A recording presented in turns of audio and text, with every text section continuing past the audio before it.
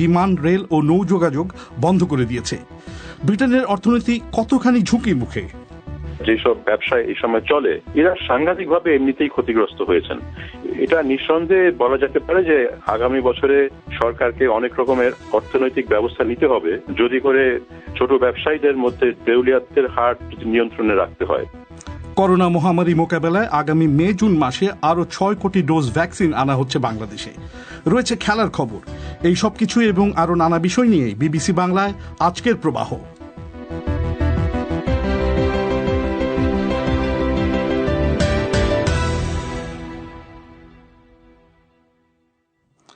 BBC বাংলার সন্ধ্যেবেলার আয়োজন প্রবাহ শর্টওয়েভ ছাড়াও প্রচারিত হচ্ছে এফএম তরঙ্গে বাংলাদেশের প্রধান 10টি শহরে, আর ইন্টারনেটে অনুষ্ঠানটি লাইভ প্রচারিত হচ্ছে bbcbangla.com ওয়েবসাইট থেকে। আজকে প্রবাহে আপনাদের সবাইকে সাদর আমন্ত্রণ জানাচ্ছি আমি মাসুদ হাসান খান।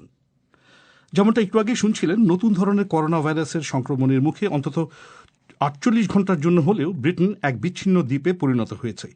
ইউরোপ সহ বহু দেশ ব্রিটেনের সঙ্গে বিমান, রেল ও নৌ যোগাযোগ অন্তত 48 ঘন্টার জন্য বন্ধ করে দিয়েছে। ইংলিশ চ্যানেলের তলায় ইউরো টানেলটিও বন্ধ রাখা হয়েছে। ডোভারের সমুদ্র বন্দরটিতে কার্যক্রম স্থগিত করা হয়েছে। পরিস্থিতি মোকাবেলায় প্রধানমন্ত্রী বরিস জনসন এক জরুরি বৈঠকে বসছেন। ওদিকে ব্রিটেনের নতুন ধরনের করোনার জীবাণু সংক্রমণ কতখানি জরুরি তা খতিয়ে দেখার জন্য ইউরোপীয় ইউনিয়নের সদস্য 27টি দেশের নেতারাও আলাদাভাবে বৈঠক করছেন। এ নিয়ে সর্বশেষ সংবাদ জানানোর জন্য আমাদের সঙ্গে অনুষ্ঠানে যোগ দিচ্ছেন সহকর্মী পুলক গুপ্ত। পুলক, ব্রিটিশ প্রধানমন্ত্রীর এই যে জরুরি বৈঠকের কথা আমরা শুনছি, কি জানা যাচ্ছে এই সম্পর্কে? মাসুদ, ব্রিটিশ সরকারের যে কোনো জরুরি পরিস্থিতি মোকাবিলার জন্য যে কমিটি, যেটাকে বলা হয় কোবরা, সেটার একটা বৈঠক হবে আজই আরো কিছুটা পরে। তাতে প্রধানমন্ত্রী বরিস জনসন সভাপতিত্ব করবেন। আর একটু আগেই জানানো হয়েছে যে প্রধানমন্ত্রী বরিস জনসন একটা সংবাদ সম্মেলনও করবেন ডাউনিং স্ট্রিটে, এবং সেটার লক্ষ্য হবে যে এই প্যান্ডেমিকের ব্যাপারে সর্বশেষ তথ্য দিয়ে জনগণকে অবহিত করা। তবে অন্যদিকে যেটা হচ্ছে যে ইউরোপের সঙ্গে এখন, যেটা আপনি শুরুতেই বলেছেন, যে ব্যবসা বাণিজ্য, পর্যটন থেকে শুরু করে সড়ক এবং বিমান পথে প্রায় সব যোগাযোগই এখন বন্ধ, এবং বলা হচ্ছে যে এই পদক্ষেপগুলো সাময়িক এবং বিভিন্ন দেশ, ইউরোপের বিভিন্ন দেশ বিভিন্ন রকমের পদক্ষেপ নিচ্ছে। তবে ইউরোপিয়ান কাউন্সিলের একটা বৈঠক আজকেই হওয়ার কথা, যেটা ইউরোপের দেশগুলোর যে কর্মপন্থা সেটার একটা সমন্বয় করবে, কারণ এখন পর্যন্ত এক একটা দেশ এক এক রকমের পদক্ষেপের কথা ঘোষণা করেছে। তো কি ধরনের পদক্ষেপের কথা মানে আমরা শুনতে পাচ্ছি? যারা এটার যতটুকু আভাস পাওয়া যাচ্ছে, ফরাসি যোগাযোগ মন্ত্রী জঁ বাপ্টিস্ট দিয়েবারি তিনি এর মধ্যেই বলেছেন যে আগামী কয়েক ঘন্টার মধ্যে তারা ইউরোপীয় স্তরে একটা স্বাস্থ্য প্রোটোকল তৈরি করবেন, এবং সেটার অধীনে যাতে যুক্তরাজ্যের সঙ্গে ইউরোপের যোগাযোগ এবং যান চলাচল আবার শুরু হতে পারে। যেহেতু বিভিন্ন মেয়াদে এটা করা হয়েছে এবং এক একটা দেশ আলাদাভাবে নানা রকমের পদক্ষেপ ঘোষণা করেছে, সুতরাং সেটাকে একটা সম্মিলিতভাবে ইউরোপিয়ান ইউনিয়নের আওতায় আনবার জন্য তারা একটা প্রোটোকল ঘোষণা করবেন, যেটা ইউরোপের সবগুলো দেশই মেনে চলবে বলে মনে করা হচ্ছে। পুলক, এই যে করোনা ভাইরাসের নতুন স্ট্রেইন, এই নতুন জাতের করোনা ভাইরাস নিয়ে বিশ্বব্যাপী, মানে আমি ইউরোপে তো বটেই, ব্রিটেনে এরকম একটা অবস্থা, এত উদ্বেগ কেন তৈরি হয়েছে? এ সম্পর্কে আমরা আসলে কি জানতে পারছি? কারণটা হচ্ছে যে করোনা ভাইরাসের মিউটেশন সবসময় হচ্ছে, এবং এই পর্যন্ত করোনা ভাইরাসের অন্তত 17টি মিউটেশন হয়েছে। কিন্তু এটার ব্যাপারে যেটা জানা যাচ্ছে যে প্রথমে সেপ্টেম্বর মাসে যখন এটা ধরা পড়েছিল, তখন লন্ডনের 1/4 করোনা ভাইরাস কেস এই নতুন ভ্যারিয়েন্টের কারণে হয়েছিল। ডিসেম্বর মাসে দেখা যায় যে লন্ডন এলাকার 2/3 সংক্রমণই এই বিশেষ ভ্যারিয়েন্টের কারণে হয়েছে। তার ফলে বিজ্ঞানীরা বুঝতে পারেন যে এটা অত্যন্ত দ্রুত ছড়াচ্ছে, এবং যেটা জানা গিয়েছে যে এই ভাইরাসটা অত্যন্ত সহজে সংক্রমিত হতে পারে এবং অত্যন্ত দ্রুত গতিতে সংক্রমিত হতে পারে। করোনা ভাইরাসের ছবি যারা দেখেছেন, যে কাঁটা, এটার গায়ে কাঁটার মতন যে কিছু জিনিস থাকে, সেই কাঁটাগুলো কাজ হচ্ছে যে মানব দেহের যে কোষগুলো, সেগুলোর সঙ্গে আটকে দেয়া ভাইরাসটাকে এবং কোষের ভেতরে ঢোকা। তো সেই কাঁটার মতন জিনিসের প্রোটিনের ভেতরে এমন একটা পরিবর্তন এনেছে এই করোনা ভাইরাসের নতুন সংক্রমণটি, যার ফলে এটা খুব সহজে আটকে যেতে পারে এবং খুব সহজে মানুষের দেহের কোষের ভেতরে ঢুকে পড়তে পারে। তো তার ফলে এটার সংক্রমণ অনেক সহজ হয়ে গিয়েছে, সেটাই অন্তত ল্যাবরেটরির পরীক্ষায় দেখার পরে বিজ্ঞানীরা বলছেন। আপনাকে অনেক অনেক ধন্যবাদ। ব্রিটেনে নতুন ধরনের করোনা ভাইরাস এবং তার প্রতিক্রিয়া সম্পর্কে শুনছিলেন সহকর্মী পুলক গুপ্তর কাছে। ইউরোপীয় ইউনিয়নের সাবেক সদস্য হওয়ার সুবাদে ওই অঞ্চলের সঙ্গে ব্রিটেনের বাণিজ্যিক যোগাযোগ সবচেয়ে বেশি। প্রতিদিন প্রচুর পরিমাণে নানা ধরনের পণ্য ইউরোপ থেকে ব্রিটেনের বন্দরগুলোতে এসে পৌঁছায়, কিন্তু সেগুলো এখন ব্যাহত হবে এই নিষেধাজ্ঞার ফলে। বিষয়টি নিয়ে আমি কথা বলছিলাম লন্ডনের school of oriental and African studies বা সোয়াসের অর্থনীতির অধ্যাপক ডক্টর মুশতাক খানের সঙ্গে। তার কাছে আমি জানতে চেয়েছিলাম, বিমান, রেল, সড়ক আর নৌ যোগাযোগ বন্ধ থাকার ফলে ব্রিটেনের অর্থনীতির উপর সর্বশেষ এই ঘটনাগুলোর কি কোনো নেতিবাচক প্রভাব পড়তে পারে? এটা নির্ভর করছে এটা কতদিন চলে এবং কতটা কড়াকড়ির সঙ্গে এই নিষেধাজ্ঞাগুলো চলতে থাকে। আসলে এতে করে আমরা যেটা বুঝতে পারছি যে এই কোভিড নিয়ে বিশ্বব্যাপী একটা আতঙ্ক সৃষ্টি হয়েছে, কারণ এখন এই নতুন নমুনাটি এটা আসলেই কি বেশি মারাত্মক কিনা সেটা কিন্তু বৈজ্ঞানিকভাবে আমরা জানি না। আমরা যেটা জানি যেটা সম্ভবত এটার সংক্রমণ হারটা আগের থেকে একটু বেশি। তো এই তথ্যের ভিত্তিতে এখন আরো গবেষণা চলবে এবং খুব শিগগিরই কিন্তু বিজ্ঞানীরা একটা জায়গায় আসবেন যে এটাকে আপনার নিয়ন্ত্রণে রাখার জন্য কি কি নিয়ম পালন করতে হবে। এবং আমি মনে করি না এটা খুব বেশি সময় লাগবে।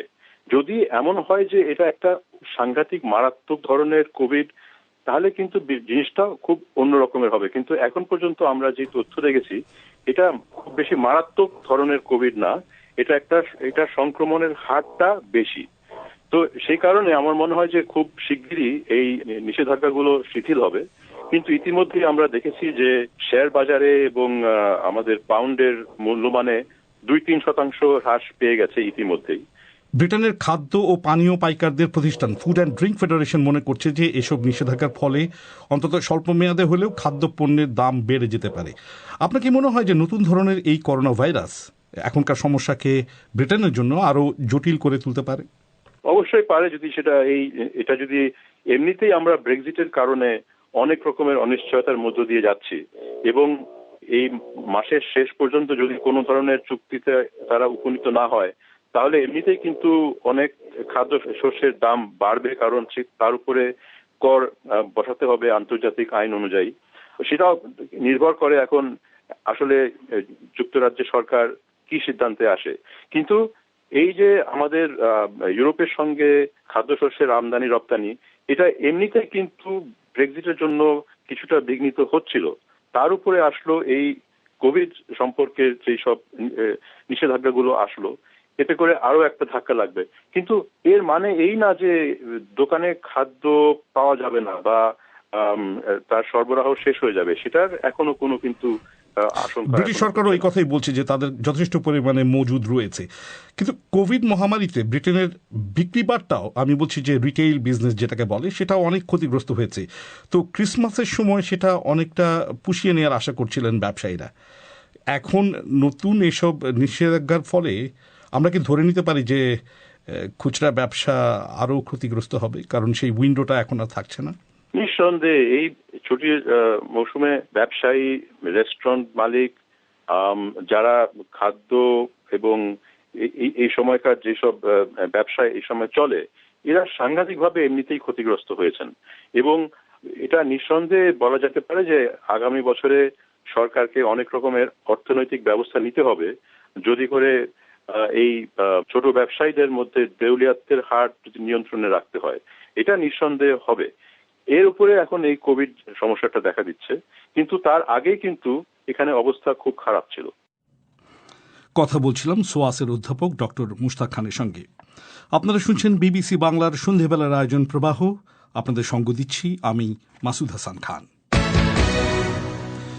বাংলাদেশের সরকার বলছে করোনা ভাইরাস মোকাবেলা আগামী বছরের মে-জুন মাসে আরও 6 কোটি ডোজ ভ্যাকসিন আনা হবে।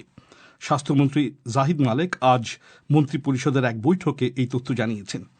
তার আগে ফেব্রুয়ারি মাসের প্রথম সপ্তাহ নাগাদ আসতে যাচ্ছে 3 কোটি ডোজ ভ্যাকসিনের প্রথম অংশ হিসাবে 50 লাখ ডোজ ভ্যাকসিন। এদিকে কবে থেকে এই ভ্যাকসিন দেওয়া শুরু হবে, কারা ভ্যাকসিন পাবেন, কোন বিবেচনায় তাদের বাছাই করা হবে, এসব নির্ধারণে প্রধানমন্ত্রীর নেতৃত্বে গঠিত জাতীয় কমিটি ইতিমধ্যেই কিছু বিষয় চূড়ান্ত করেছে বলে জানা যাচ্ছে। বিস্তারিত শুনুন সংবাদদাতা সাইয়েদা আক্তারের কাছে। বাংলাদেশে সোমবার মন্ত্রিপরিষদের বৈঠকে স্বাস্থ্যমন্ত্রী জাহিদ মালেক জানিয়েছেন, 2021 সালের মে-জুন মাস নাগাদ আরও 6 কোটি ডোজ ভ্যাকসিন আনা হবে। বৈঠক শেষে ব্রিফিংয়ে মন্ত্রিপরিষদ সচিব খন্দকার আনোয়ারুল ইসলাম বলেছেন, প্রথম দফার 3 কোটি ডোজের পর নতুন করে 6 কোটি ডোজ ভ্যাকসিন আনতে যাচ্ছে সরকার, যা দিয়ে আরও 3 কোটি মানুষকে ভ্যাকসিন দেওয়া যাবে। স্বাস্থ্যমন্ত্রী ভ্যাকসিনের কথা বলছেন যে আরো 4 কোটি আসবে মে-জুন মাসের মধ্যে। 3 কোটি মানুষের জন্য বলছেন, 20% বলছেন যে দুইটা মিলে আমাদের 20% হয়ে যাবে, তার মানে 3 কোটি মানুষের জন্য বলছেন। এটা ওনাকে চেক করা হয়েছিল, উনি 3 কোটি মানুষের জন্য, এবং এই জন্য গ্রাসরুট লেভেল পর্যন্ত সবাইকে ট্রেনিং দেওয়া অলরেডি শুরু করে দেওয়া হয়েছে। প্লাস এই যে ভ্যাকসিন দেওয়ার ফলে যে ইনজেকশন বা কটন যেগুলি ইউজ করা হবে, এগুলি কিভাবে ডিসপোজাল করা হবে সেইভাবে ট্রেনিং দেওয়া হচ্ছে। ইপিআই এর যে একটা ব্যাপক কার্যক্রম আছে সেই চেনটাকে মেইনলি ইউজ করতে চাচ্ছেন, বিভিন্ন হাসপাতালগুলি ইউজ করতে চাচ্ছেন এবং প্রাইভেট সেক্টরের হাসপাতালগুলিও ইউজ করতে চাচ্ছেন। মন্ত্রিপরিষদ সচিব মিস্টার ইসলাম জানিয়েছেন, বৈঠকে করোনা ভাইরাস মোকাবেলায় স্বাস্থ্যবিধি কঠোরভাবে প্রয়োগের জন্য স্থানীয় সরকার এবং জনপ্রতিনিধিদের সক্রিয় হওয়ার জন্য নির্দেশনা দিয়েছেন প্রধানমন্ত্রী শেখ হাসিনা। বাংলাদেশে নভেম্বর মাসের শুরুতে করোনা ভাইরাস ঠেকাতে 3 কোটি ডোজ ভ্যাকসিন আনার জন্য স্বাস্থ্য মন্ত্রণালয় ভারতের serum institute of India private limited এবং বাংলাদেশের বেক্সিমকো ফার্মাসিউটিক্যালস লিমিটেডের সঙ্গে একটি ত্রিপক্ষীয় সমঝোতা স্মারক সই করে। গত সপ্তাহে ওই প্রতিষ্ঠান দুটির সাথে একটি ক্রয় চুক্তিও স্বাক্ষর করে সরকার। চুক্তি স্বাক্ষরের পর স্বাস্থ্যমন্ত্রী বলেছিলেন, জানুয়ারির শেষে অথবা ফেব্রুয়ারির শুরুতে অক্সফোর্ড অ্যাস্ট্রাজেনেকার তৈরি ভ্যাকসিন পৌঁছাবে বাংলাদেশে। এখন প্রশ্ন হচ্ছে, নতুন যে 6 কোটি ডোজ ভ্যাকসিন আনতে যাচ্ছে সরকার, সেটা কোথা থেকে আনা হবে, আর সেই ভ্যাকসিনও কি কিনতে হবে? স্বাস্থ্য অধিদপ্তরের অতিরিক্ত মহাপরিচালক অধ্যাপক মির্জেদি সেব্রিনা ফ্লোরা বলেছেন, কোভ্যাক্সের মাধ্যমে দেশের জনসংখ্যার 20% মানুষের জন্য আসছে ওই 6 কোটি ডোজ ভ্যাকসিন।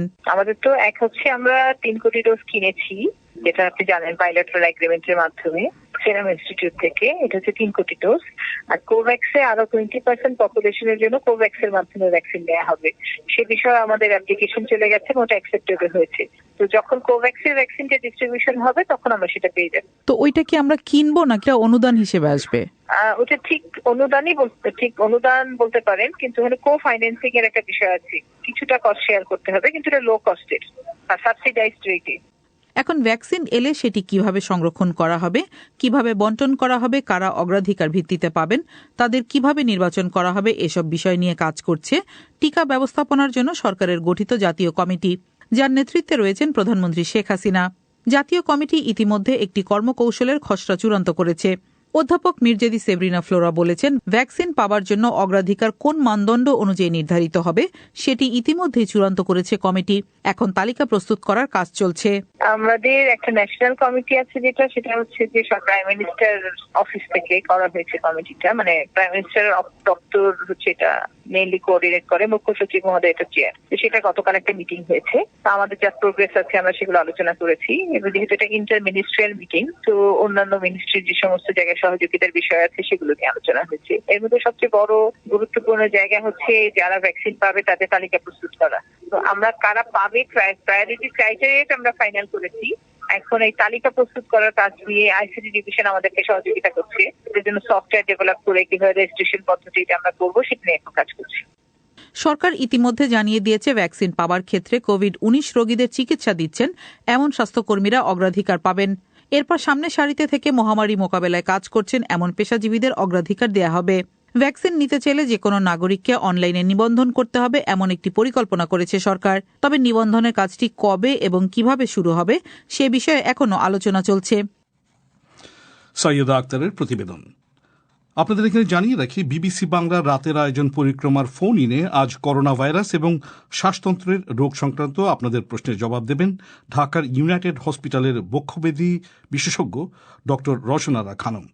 এতে যোগ দিতে চাইলে 01714115578 এই নম্বরে SMS করে আপনার নাম ঠিকানা জানিয়ে দিন। অনুষ্ঠানের আগে আমরাই আপনার সঙ্গে যোগাযোগ করব। এবার বাদবাকি বিশ্বের কিছু খবর মানসী বড়ুয়ার কাছে। ফাইজার বায়োনটেকের উদ্ভাবিত করোনা ভাইরাসের টিকাটি অনুমোদন করা হবে কিনা তা নিয়ে ইউরোপের ওষুধ বিষয়ক সংস্থা আজ এক বৈঠকে বসছে। আশা করা হচ্ছে তারা পুরো ইউরোপীয় ইউনিয়ন জুড়ে টিকাটি ব্যবহারের অনুমতি দেবে। জার্মান স্বাস্থ্যমন্ত্রীর চাপের মুখে এই বৈঠকের সময় 1 সপ্তাহ এগিয়ে আনা হয়েছে। জার্মানিতে উদ্ভাবিত একটি টিকা এখনও সেদেশে যে দেওয়া যাচ্ছে না, এটি নিয়ে তিনি হতাশা প্রকাশ করেছিলেন। দক্ষিণ আফ্রিকার বিজ্ঞানীরা বলছেন নতুন বৈশিষ্ট্যের এক করোনা ভাইরাসের বিষয়ে তারা বিশ্ব স্বাস্থ্য সংস্থার সঙ্গে মিলে তদন্ত করছেন। এই নতুন করোনা ভাইরাসটি ব্রিটেনে ধরা পড়া করোনা ভাইরাস থেকে আলাদা। তবে বিজ্ঞানীরা বলছেন মিউটেশনের মাধ্যমে তৈরি এই নতুন বৈশিষ্ট্যের করোনা ভাইরাসটি যেভাবে মানুষের দেহকোষে গিয়ে যুক্ত হয় সেক্ষেত্রে অনেক মিল আছে। তারা মনে করছেন এর ফলে এই ভাইরাসটি খুব সহজে একজন থেকে আরেকজনে ছড়াতে পারে, তবে এখনও তারা আরও তথ্য সংগ্রহ করছেন। ওষুধ কোম্পানি অ্যাস্ট্রাজেনেকা এবং রাশিয়ার গামালিয়া ইনস্টিটিউট তাদের উদ্ভাবিত করোনা ভাইরাসের দুটি টিকা নিয়ে সহযোগিতার জন্য যে সমঝোতা করেছে রুশ প্রেসিডেন্ট পুতিন তাকে অভিনন্দন জানিয়েছেন। এই দুটি প্রতিষ্ঠান এখন দেখবে তাদের দুটি টিকার সম্মিলিত ফল কোভিডের বিরুদ্ধে আরও ভালো কাজ করে কিনা। নেপালে প্রধানমন্ত্রীর পার্লামেন্ট ভেঙে দেওয়ার সিদ্ধান্তের বিরুদ্ধে সুপ্রিম কোর্টে 3টি আবেদন জমা পড়েছে। একজন আবেদনকারী, যিনি পেশায় আইনজীবী, রয়টার্স বার্তা সংস্থাকে বলেছেন পার্লামেন্ট ভেঙে দিয়ে প্রধানমন্ত্রী কেপি ওলি কার্যত সাংবিধানিক অভ্যুত্থান করেছেন। ক্ষমতাসীন দলের মধ্যে সমর্থন কমতে থাকায় মেয়াদ শেষ হওয়ার 2 বছর আগেই প্রধানমন্ত্রী ওলি সংসদ ভেঙে দিয়েছেন। ভারত নতুন কিছু কৃষি আইনের বিরুদ্ধে তাদের মাসব্যাপী বিক্ষোভের অংশ হিসাবে কৃষকরা অনশন ধর্মঘট শুরু করেছেন। রাজধানী দিল্লির উপকণ্ঠে তাদের সমাবেশস্থলে কৃষকরা দলে দলে ভাগ হয়ে 24 ঘণ্টা করে অনশন করবেন। বৃহস্পতি এবং শনি গ্রহ আজ রাতে এমনভাবে সারিবদ্ধ হবে যে খালি চোখে আকাশে এই দুই গ্রহকে অভিন্ন একটি বড় উজ্জ্বল আলো হিসাবে দেখা যাবে। মহাকাশ বিজ্ঞানীরা বলছেন মহাকাশে এমন বিরল ঘটনা এবং দৃশ্য গত 800 বছরে দেখা যায়নি। মানসী বড়ুয়া, এবার আপনাদের নিয়ে যাব খেলার মাঠে।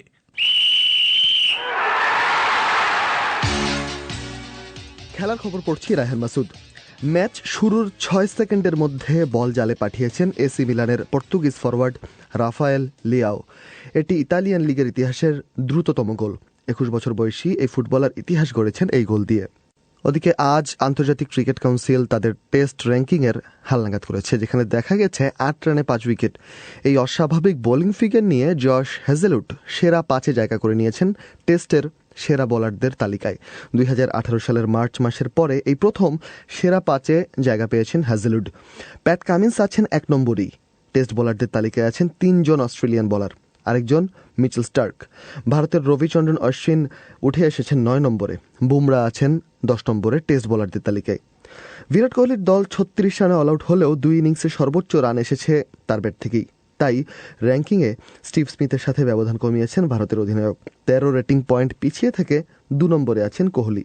করোনা ভাইরাসের মধ্যেই বাংলাদেশে শুরু হয়ে গেছে অ্যাথলেটিক্সের বিভিন্ন পর্যায়ের খেলাধুলা। বাংলাদেশের একজন স্বর্ণজয়ী অ্যাথলিট মাবিয়া আক্তার সীমান্ত, যিনি এসি গেমসে স্বর্ণ জিতেছেন। গেমসে ওয়াইল্ড কার্ডের সুযোগ পাওয়ার জন্য নিয়মিত অনুশীলন করে নিজেকে ঝালিয়ে নিচ্ছেন মাবিয়া। এখনো পর্যন্ত অলিম্পিকের কোনো দিন তারিখ নির্দিষ্ট করে বলা হয়নি। কিভাবে বিভিন্ন পর্যায়ের অ্যাথলিটরা অলিম্পিকে জায়গা করে নেবেন সেটাও নিশ্চিত করে বলেনি অলিম্পিক কমিটি। তাই মাবিয়া আক্তার সীমান্ত এখন চোখ রাখছেন অলিম্পিকের দিকে, কিভাবে সেখানে জায়গা করে নেওয়া যায়। একটা কোয়ালিফাই বাকি আছে, ওটা যদি ওনারা পুনরায় করতে চায়, লকডাউনের যেহেতু শেষ হয়ে গেছে অলিম্পিকের ডেট কনফার্ম হওয়ার পরে, তাহলে সেটাই আমি পার্টিসিপেট করব। আর যদি তারা এই করোনা ভাইরাসের জন্য সেটা কম্প্রোমাইজ করে, তাহলে আমার শর্ত হয়েই গেছে। যেটা রেজাল্ট এসেছিল সেটা হচ্ছিল 50-50 রেজাল্ট এসেছিল, যে আমার ইমপ্রুভ পারফরমেন্স আছে এবং আমার কোয়ালিফাইং স্পিরিট আছে। তো আমাকে ওনারা বিবেচনায় রেখেছে, লাস্ট কোয়ালিফাইয়ের পরে তারা ফাইনাল করবে। লকডাউনে আমার একটা প্লাস পয়েন্ট হয়েছিল যে আমার একটা ইনজুরি রিকভার হয়েছে, কিছুটা 100% হয়নি, কিছুটা হয়েছে, যার জন্য এখন ট্রেনিং করতে পারছি এবং নিজের বডি ওয়েটটা মাইনাস করেছি এবং নিজের পুরনো জায়গায় এসেছি। সম্প্রতি একটি আন্তঃসংস্থা প্রতিযোগিতায় মাবিয়া আক্তার সীমান্ত প্রথম স্থান অধিকার করেছেন। ইংলিশ প্রিমিয়ার লিগের লিডসের সাথে 6 গোল দিয়ে পয়েন্ট তালিকার 3 নম্বরে উঠে এসেছে ম্যানচেস্টার ইউনাইটেড। আজ রাতে রয়েছে চেলসি ও ওয়েস্ট হ্যামের মধ্যকার একটি ম্যাচ। ম্যাচটি শুরু হবে বাংলাদেশ সময় রাত 2টায়। নিউজিল্যান্ড ও পাকিস্তানের মধ্যকার তৃতীয় টি-20 ম্যাচ আগামীকাল দুপুর 12টায় শুরু হবে। এই সিরিজটি ইতোমধ্যে নিষ্পত্তি হয়ে গেছে। সিরিজের প্রথম 2টি ম্যাচেই জয় পেয়েছে নিউজিল্যান্ড। ওদিকে প্রথম টেস্টের পাকিস্তান স্কোয়াড থেকে বাদ পড়েছেন বাবর আজম ও ইমামুল হক। চোটের কারণে এ দুজনকে দলে রাখা হয়নি। ইমরান বাট এখনো পর্যন্ত যিনি কোনো টেস্ট খেলেননি, তিনি 17 সদস্যের এই স্কোয়াডে জায়গা করে নিয়েছেন। পাকিস্তান এবং নিউজিল্যান্ডের মধ্যকার প্রথম টেস্ট ম্যাচ 26শে ডিসেম্বর বক্সিং ডেটে অনুষ্ঠিত হবে মাউন্ট মঙ্গোয়াইতে। রায়হান মাসুদ। বাংলাদেশে নির্বাচন কমিশনের বিরুদ্ধে গুরুতর অসদাচরণ এবং দুর্নীতির অভিযোগ তুলে ৪২ জন বিশিষ্ট নাগরিক যে বিবৃতি দিয়েছেন তা নিয়ে রাজনৈতিক অঙ্গনে ব্যাপক আলোচনা সৃষ্টি হয়েছে। এমন বিবৃতির পেছনে রাজনৈতিক উদ্দেশ্য থাকার অভিযোগ এনে আওয়ামী লীগ নেতারা বলছেন তারা বিষয়টাকে রাজনৈতিকভাবেই মোকাবেলা করবেন। অন্যদিকে বিরোধী দল বিএনপি নির্বাচন কমিশনের বিরুদ্ধে ওই বিবৃতিকে স্বাগত জানিয়েছে। দুদিন আগে ৪২ জন বিশিষ্ট নাগরিক নির্বাচন কমিশনের বিরুদ্ধে বিবৃতি দেওয়ার পাশাপাশি রাষ্ট্রপতির কাছে চিঠি দিয়ে সুপ্রিম জুডিশিয়াল কাউন্সিল গঠনের দাবি জানিয়েছেন। ঢাকা থেকে কাদির কল্লোল। নির্বাচন কমিশনের বিরুদ্ধে নির্বাচন পরিচালনায় ব্যর্থতার অভিযোগ অনেক পুরনো। এখন কমিশনের বিরুদ্ধে আর্থিক অনিয়ম সহ দুর্নীতির অভিযোগ সামনে এনেছেন ৪২ জন বিশিষ্ট নাগরিক। আওয়ামী লীগের সিনিয়র কয়েকজন নেতা নির্বাচন কমিশন নিয়ে এমন বিবৃতির সাথে বিএনপির যোগসূত্র থাকার অভিযোগ করেছেন। দলটির প্রেসিডিয়াম সদস্য এবং মন্ত্রী ড আব্দুর রাজ্জাক জানিয়েছেন, বিষয়টি নিয়ে তারা তাদের দল এবং সরকারের উচ্চ পর্যায়ে আলোচনা করেছেন। তারা মনে করেন এখন হঠাৎ করে এই বিবৃতি দেয়া হয়েছে রাজনৈতিক উদ্দেশ্য থেকে, আর এই বিবৃতিতে স্বাক্ষরকারীদের সবাই বিস্তারিত সবকিছু জেনে স্বাক্ষর করেছেন কিনা এ নিয়েও তাদের সন্দেহ তৈরি হয়েছে বলে ড রাজ্জাক উল্লেখ করেন। তিনি বলছিলেন, যারা বিবৃতি দিয়েছেন জাতির অনেক গুরুত্বপূর্ণ ইস্যুতে অনেক সময় তারা নীরব থাকেন। এই কয়েকদিন আগেই জাতির পিতার ভাস্কর্যকে ধর্মান্ধরা স্বাধীনতা বিরোধী শক্তি ভাঙ্গা হচ্ছে, সেই ব্যাপারে কিন্তু ওনারা কোনো বক্তব্য দেন না। আপনি নিজেও জানেন যে সুপ্রিম জুডিশিয়াল কাউন্সিল নিয়ে প্রধান বিচারপতির বিষয় নিয়ে অনেক উনি নিয়ে এসেছিলেন, তখনই তো আমরা এটা নিয়ে অনেক আলোচনা করি। কাজে এই সুপ্রিম জুডিশিয়াল কাউন্সিলের ইস্যু নতুন করে এনে তার সাথে নির্বাচন কমিশনকে জড়িয়ে বক্তব্য রাজনৈতিক উদ্দেশ্যে দেওয়া হয়েছে। যখন আমরা দেখছি যে দেশে একটা অস্থিরতা সৃষ্টি করার জন্য এই যে ধর্মান্ধ হেফাজত চেষ্টা করছে, তার মধ্যে নতুন একটা উপাদান আমার মনে হয় ঢুকিয়ে দেওয়া হয়েছে। অধ্যাপক সিরাজুল ইসলাম চৌধুরী, সুলতানা কামাল এবং বদিউল আলম মজুমদার সহ ৪২ জন বিশিষ্ট নাগরিকের বিবৃতির পেছনে নির্বাচন কমিশনও রাজনীতি দেখছে। একজন নির্বাচন কমিশনার অবসরপ্রাপ্ত ব্রিগেডিয়ার শাহাদাত হোসেন চৌধুরী বলেছেন, দু একটি পত্রিকায় প্রকাশিত অভিযোগের বিরুদ্ধে তারা বিভিন্ন সময় প্রতিবাদ করেছিলেন, কিন্তু সেসব অভিযোগই এখন সামনে আনা হয়েছে। এদিকে বিএনপি মহাসচিব মির্জা ফখরুল ইসলাম আলমগীর বিশিষ্ট নাগরিকদের এই বিবৃতির জন্য ধন্যবাদ জানিয়েছেন, তবে তিনি বলেছেন তারা দীর্ঘদিন ধরেই এসব অভিযোগ নিয়ে কথা বলছেন। ৪২ জন যে বক্তব্য দিয়েছেন সেই কথাগুলো তো আমরা বহু আগে থেকেই বলছি। ২০১৮ নির্বাচন এবং পরবর্তীকালে আপনার সমস্ত স্থানীয় সরকার নির্বাচনগুলোতে তাদের পক্ষপাতিত্ব পুরোপুরি সরকারের পক্ষে কাজ করা এবং বলা যায় যে একটা চরম একটা ব্যর্থতা, অযোগ্যতা, তার সবই প্রমাণ দিয়েছেন এই নির্বাচন কমিশন। সেদিক থেকে এই ৪২ জন যে বিশিষ্ট নাগরিক যে বক্তব্য দিয়েছেন, এটা তো আমরা গত ২ বছর ধরেই বলছি, গত নির্বাচন থেকেই বলছি। তবে বিষয়টিতে আওয়ামী লীগ নেতাদের বড় প্রশ্ন হচ্ছে সুপ্রিম জুডিশিয়াল কাউন্সিল গঠনের দাবি নিয়ে। ২০১৭ সালে সংবিধানের ষোড়শ সংশোধনীর মাধ্যমে বিচারপতিদের অপসারণের ক্ষমতা সংসদের হাতে নেওয়া হয়েছিল। সে সময় প্রধান বিচারপতি ছিলেন এস.কে. সিনহা। তখন তার নেতৃত্বে আপিল বিভাগ সংসদের সেই ক্ষমতা বাতিল করে সুপ্রিম জুডিশিয়াল কাউন্সিলের হাতে ক্ষমতা ফিরিয়ে আনার রায় দিয়েছিলেন। এর বিরুদ্ধে সরকারের রিভিউ আবেদন আপিল বিভাগে রয়েছে। যেহেতু বিষয়টি এখন বিচারাধীন, সে কারণে দেশে এখন জুডিশিয়াল কাউন্সিল নেই এবং এই ইস্যুতে নতুন করে বিতর্ক সৃষ্টির চেষ্টা করা হচ্ছে বলে আওয়ামী লীগ নেতারা মনে করছেন। বিবৃতিদাতাদের মধ্যে অন্যতম বদিউল আলম মজুমদার বলেছেন, তারা আইন অনুযায়ী রাষ্ট্রপতির কাছে প্রতিকার চেয়েছেন। এটার ভিত্তিটা হলো যে গণমাধ্যমে অনুসন্ধানের রিপোর্ট প্রকাশিত হয়েছে, এমনকি একজন নির্বাচন কমিশনারও প্রধান নির্বাচন কমিশনারের বিরুদ্ধে নিয়োগ দুর্নীতির অভিযোগ তুলেছেন। আমরা যেটা করেছি, আমরা তো নিজেরা তদন্ত করি নাই এবং আমরা তাদেরকে দোষী সাব্যস্ত করি নাই। আমরা এইসব ব্যাপকভাবে আলোচিত বিষয়গুলো নিয়ে আমার রাষ্ট্রপতির দৃষ্টি আকর্ষণ করেছি, তিনি যাতে তদন্তের ব্যবস্থা করেন।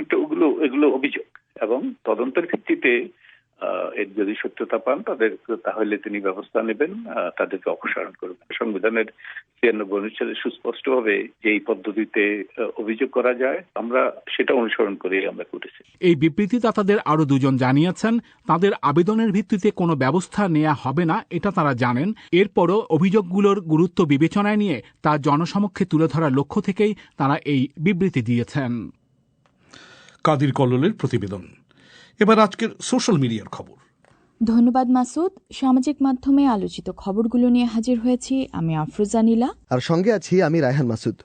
করোনা ভাইরাসের নতুন সংক্রমণ ছড়িয়ে পড়া এবং যুক্তরাজ্যের সঙ্গে ইউরোপের কয়েকটি দেশের বিমান চলাচল বন্ধ যে খবরটি আপনারা কিছুক্ষণ আগে শুনছিলেন, সেই খবরটি সোশ্যাল মিডিয়াতে আজ বেশ ট্রেন্ডিং। খবরটি নিয়ে বিবিসি বাংলার ফেসবুক পাতায় রাজকুমার চক্রবর্তী লিখেছেন, আবার নতুন শুনেছিলাম বেশি রূপ পাল্টায় মানুষ, এ দেখি মানুষের থেকেও বেশি রূপ পাল্টায়। যাই হোক, আমাদেরও দ্রুত ব্যবস্থা নেওয়া উচিত। মোহাম্মদ হোসেন লিখেছেন, নতুন ভ্যারিয়েন্টের এই করোনা 70% বেশি ট্রান্সমিটেবল, তবে মোটেই আগের ভ্যারিয়েন্টের মতো ততটা প্রাণঘাতী নয়। আর শামীম আহমেদের মন্তব্য, করোনাটা দেখি মারাত্মক চরিত্রহীন, এক এক জায়গাতে এক এক রূপ ধারণ করছে। আরিফ হোসেন বলছেন, একটি প্রাণ তার পরিবারের সত্তা, পুরো পৃথিবী। দেশের জনগণের সর্বোচ্চ সুরক্ষা দেয়া সরকারের মুখ্য দায়িত্ব। সেই লক্ষ্যে বাংলাদেশ সরকারও ব্রিটেনের ভ্রমণ সহ যাবতীয় যাতায়াত নিয়ে ভেবে দেখা উচিত। মনিরুজ্জামান শিকদার লিখেছেন, পৃথিবী থেকে সুখ মনে হয় চলে যাচ্ছে। এরকম নানা ধরনের মন্তব্য আছে। এর পাশাপাশি করোনা ভাইরাস সংক্রমণ নতুনভাবে ছড়িয়ে পড়ায় সৌদি আরব যে 1 সপ্তাহের জন্য আন্তর্জাতিক ফ্লাইট স্থগিত করেছে, এটাও কিন্তু বেশ ট্রেন্ডিং। খবরটি নিয়ে মোমসাদ আল মোনায়েমের মন্তব্য, আমরা সৌদি প্রবাসীরা মনে করি সঠিক সিদ্ধান্ত নিয়েছে, কারণ এই মুহূর্তে ইউরোপের দেশগুলোতে করোনার থাবা বেশি বেড়েছে। এজন্য তাদের সাথে যোগাযোগ বন্ধ না করে সবার সাথে যোগাযোগ বন্ধ করেছে। মোহাম্মদ ইব্রাহিম সুজন লিখেছেন, আহারে, ভাবছিলাম দেশে যাব, আর যাওয়া হলো না। রায়সা ইসলাম লিখেছেন, প্রবাসীদের কষ্ট আবারও শুরু হলো। আসলে করোনা ভাইরাসের কারণে অনেক প্রবাসী যে দেশে আসতে পারছেন না, অনেকে দেশে এসে ফিরতে পারছেন না, এরকম নানা ধরনের ভোগান্তি কিন্তু মহামারী শুরুর সময় থেকে আমরা দেখতে পাচ্ছিলাম। নীলা, একদম ঠিক রায়হান, এরকম নানা ধরনের খবরাখবর কিন্তু আপনারা জানতে পারবেন বিবিসি বাংলার ওয়েবসাইট ও ইউটিউব চ্যানেলে। এদিকে করোনা মুক্ত হলেন শিক্ষামন্ত্রী দীপু মনি। প্রায় সব গণমাধ্যমে আসা এই খবরটিও কিন্তু আছে আলোচনায়। বিভিন্ন সংবাদ মাধ্যমে আসা খবরে তার ভাইকে উদ্ধৃত করে বলা হচ্ছে যে পরপর 2টি পরীক্ষার ফলে করোনা ভাইরাস নেগেটিভ এসেছে শিক্ষামন্ত্রীর। এই মাসের প্রথম সপ্তাহে জানা যায় যে তিনি করোনা ভাইরাসে আক্রান্ত হয়েছেন। তখন এই নিয়ে নানা ধরনের প্রতিক্রিয়া দেখা গিয়েছিল সোশ্যাল মিডিয়ায়। তার সুস্থতা কামনা করে অনেকেই অটো পাসের প্রসঙ্গটি টেনে আনছিলেন। আজও ঠিক তেমনটি দেখা যাচ্ছে। নীলা, যেমন পুষ্প সুলতানা প্রভা লিখেছেন, 2020 সালের এইচএসসি 13 লাখ অটো পাস শিক্ষার্থীদের দোয়ার ফল। অনেকটা একই ধরনের মন্তব্য শামীমা আক্তার শোভার। তিনি লিখেছেন, আলহামদুলিল্লাহ, এবার ডিগ্রি অনার্সদের অটো পাসের ব্যবস্থা করুন, আরও অনেক দোয়া পাবেন। অন্যদিকে শরীফুল ইসলাম তুহিনের মন্তব্য, তাহলে এবার সি বিচ, সাজেক এসব বন্ধ করে স্কুলগুলো খুলে দিন। ফকির রোকান শাহ তিনি লিখেছেন, দয়া করে স্কুল কলেজগুলো খুলে দেন, বাচ্চাদের কি পরিমাণ লেখাপড়ার ক্ষতি হচ্ছে তা বোঝানো যাবে না। মোহাম্মদ জাফর রেজা বলছেন, এই খুশিতে শিক্ষা প্রতিষ্ঠানের ছুটি আরও বাড়ানো হোক। মাহমুদুল হক প্রশ্ন করছেন, ওনার করোনা হলো কিভাবে? উনি তো করোনা আসার পর থেকে মনে হয় ঘর থেকেও বের হয়নি। এর দ্বারা প্রমাণিত হয় করোনা ঘরে থাকলেও হতে পারে, আবার বাইরে গেলেও হতে পারে। এদিকে বিএনপি আজ বাংলাদেশ ভারত সীমান্ত হত্যার প্রতিবাদে কালো পতাকা উত্তোলনের যে কর্মসূচি পালন করেছে, সেই খবরটিও আছে আলোচনায়। খবরটি নিয়ে আয়শা জাবিনের মন্তব্য, আশা করি এবার আপনাদের কর্মসূচি আন্দোলনের মাধ্যমে গণতন্ত্রের ধারাবাহিকতা অক্ষুণ্ণ থাকবে। আর হোসেন মাহমুদ লিখেছেন, বুঝলাম এই সরকার কিছুই করছে না, যখন ক্ষমতায় ছিলেন তখন আপনাদের পদক্ষেপ কি ছিল? মারুফ খান প্রশ্ন করেছেন, এখনো পর্যন্ত সীমান্তে কাঁটাতার নির্মাণ করা হচ্ছে না কেন? সাথী লিখেছেন, সীমান্তে অবৈধভাবে যাওয়া আসা, গরু পাচার এগুলো বন্ধ করা যায় কিভাবে তা ভেবে কথা বলুন, কর্মসূচি পালন করুন। তো এই ছিল সামাজিক যোগাযোগ মাধ্যমে আলোচিত খবরগুলো নিয়ে আমাদের আজকের আপডেট।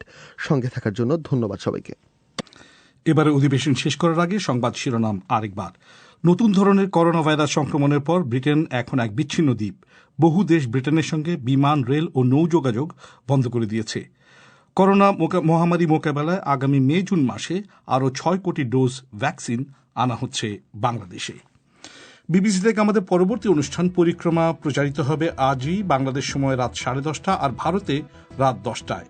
সেই অনুষ্ঠানে থাকছে ফোন